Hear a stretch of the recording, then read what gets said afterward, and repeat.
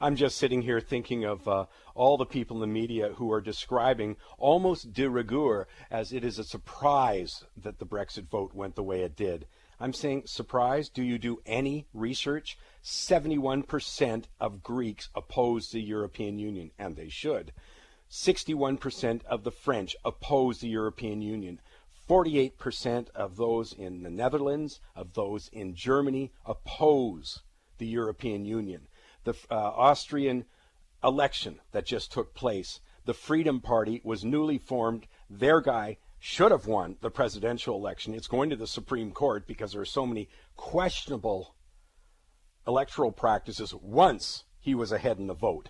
But the point is, why is this a surprise? How have you missed the incredible dissatisfaction with political elites? I'm finding it interesting, and I'm finding it astounding. Let's bring on Rob Levy. He's been watching, of course, all of this week. Rob, give me your first take, and I guess you'll be a little afraid if it's I'm surprised. I don't think you are surprised, Mike. My first take on this is there's a financial angle to this story, there's an economic angle. But to me, the one that's the most interesting is there's the political angle of how is this going to unfold, how are events going to roll out. And it raises a lot of question, a lot of uncertainty for the markets, and investors were left on Friday scratching their head because we looked, as we talked about last week, the drastic repricing, the risk of repricing in financial markets, and that's exactly what we saw Friday. Well, let's also be clear, though, that you had the Remain side. You had the Prime Minister of Great Britain saying that if they voted to leave, it would lead to World War III. You had the head of the EU, the president, Tusk is his name. He said literally that this would end the political civilization as we know it. They said all hell would break loose. How can they be surprised when it did? They told people they should behave the way it was. They told them to panic if the Leave side. But once again, they're not going to take any responsibility for that. Because I'll tell you, Rob, the reaction in the market would have been very different if these guys had said, you know what, it's not that big a deal. We'll work out a trade agreement with these people. We'll be able to get through it. We would have had a completely different reaction in the market. But no, that's not what they said. They pulled the typical establishment game and said, Armageddon comes if you vote against us. And that was so interesting about this referendum that took place, and it's one of the criticisms, I think that's a very fair criticism of what we're seeing right now of the political establishment, is how they went about this, Mike. There was no systems of checks or balances that went into place in having this referendum. We just made a very quick political decision, and I think that's part of the shock as well. And over the last 3 months when the two sides were campaigning against each other, as you said, it was all fear-mongering. This is going to lead to crisis, or this side will lead to crisis. There's no actual what it would look like, what it would mean for the UK economy going forward. And that's why I think you even had an electorate that came to the polls, and maybe perhaps there's a chance that they don't know the decision that they necessarily made or knew the right repercussions of what choice they were making when they voted on Thursday.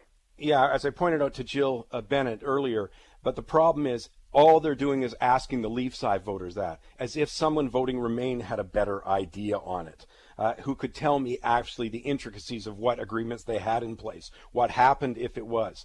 I think the bias in the media is overwhelming, and they absolutely deserve to have not just one egg, but a 24-egg omelet on their face.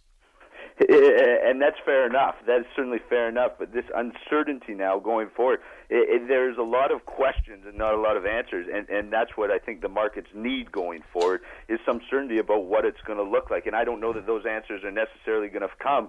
But no doubt, as you alluded to, that this is just the beginning of these populism upheavals, and Thursday's event. I mean, it just spreads. Immediately you see the reaction in France, in places like the Netherlands. Well, we need to vote on our involvement in the European Union and whether our country should stay in the European Union. And is it just a trigger? And I think that's what you're leading to, is it's not an anomaly. There's more events to come. And that's been we've stated it on this show for 6 years. Yes. You know, this is the end of the European Union. It started with Greece.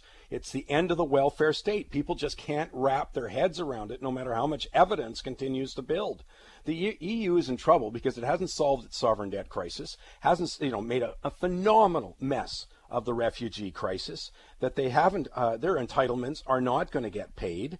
The list is just so long. They've made no structural change to an economy, to economies that are literally flatlining. If you remove Germany from the equation, not another European country, whether it's France, Spain, Portugal, Italy, obviously Greece, they're a disaster economically. And the reason is the very thing they voted against. 170,000 EU bureaucrats. That's the European way, is strangulation by bureaucratization.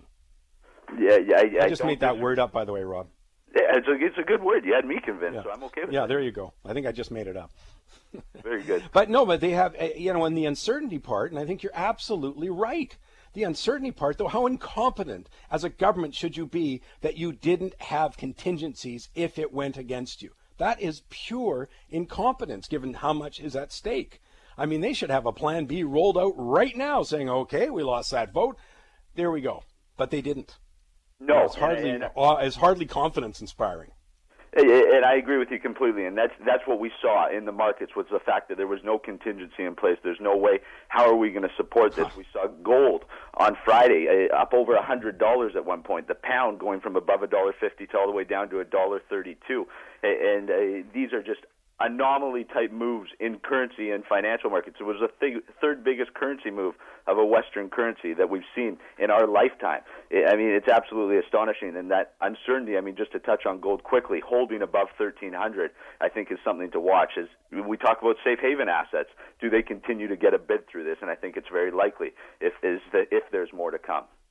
Well, I thought the significance for gold was other safe havens, obviously U.S. dollar, U.S. treasuries, German bonds, Swiss bonds. That's what's been happening every time we've had a geopolitical problem. But this is the first time in quite a few years that gold also was turned to as part of that safe haven group. It wasn't obviously a tremendous move on Friday, but the last couple of days you'd seen a huge spike up in gold prices. And I thought that was significant in the gold world. It was extremely significant. Up over 5% on the day, and at one point, up over $100 is a significant move for gold, and it shows that people are hedging and using it as a safe haven, as you pointed out, rallying with the U.S. dollar. Yeah, I think it's a fascinating time that way. The other thing I think is important is that, the markets moved on a single event. When you have an event-driven market move, usually it only lasts a couple of days. I'm going to be really interested to see, they're going to have the chance to sort of process this through the weekend, and I'll be interested to see the markets on Monday and how they react, because usually it only goes for 2 or 3 days when you see, as I say, an event driving market action. And I agree with you there, and that's the question. That is the golden question that we were asking on Friday. Is this thin trading, and are we overshooting, which we typically see, or could there be some momentum behind saving assets and weighing on risk assets in the months ahead as we look for more answers? And it's something that the markets are only going to tell us in the next few days ahead. As you said, it's going to be watching the beginning of this week and see how it weighs on investors. We're out of time, but Rob, next week let's talk about the Canada Pension Plan, because I know you're both an individual, but you're a small business owner.